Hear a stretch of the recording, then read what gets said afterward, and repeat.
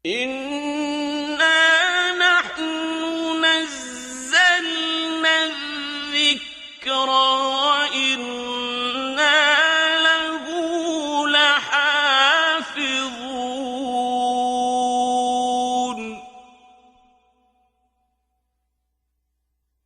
نحمده ونصلي على رسوله الكريم عما بعد فأعوذ بالله من الشيطان الرجيم بسم الله الرحمن الرحيم Surah Al-An'am ayat number 124 and 125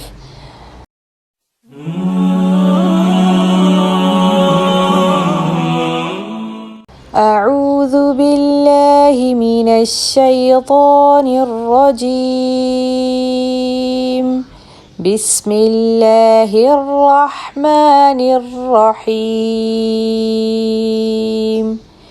وإذا جاءتهم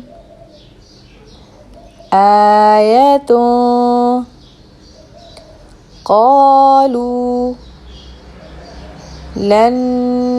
نؤمن حتى نؤتى مثل ما أوتي رسل الله الله أعلم حيث يجعل رسالته سيصيب الذين أجرموا صغار عند الله وعذاب شديد بما كانوا يمكرون فمن يريد الله أن يهديه يشرح صدره للإسلام ومن يريد أن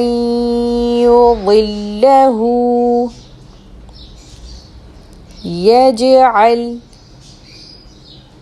صدره ضيقا حرجا كأنما يصعد في السماء كذلك يجعل الله الرجس على الذين لا يؤمنون وإذا جاءتهم آية قالوا لن نؤمن حتى نؤتى مثل ما أوتي رسل الله الله أعلم حيث يجعل رسالته سيصيب الذين أجرموا صغار عند الله وعذاب شديد بما كانوا يمكرون فمن يريد الله أن يهديه يشرح صدره للإسلام ومن يرد أن يضله يجعل صدره ضيقا حرجا كأنما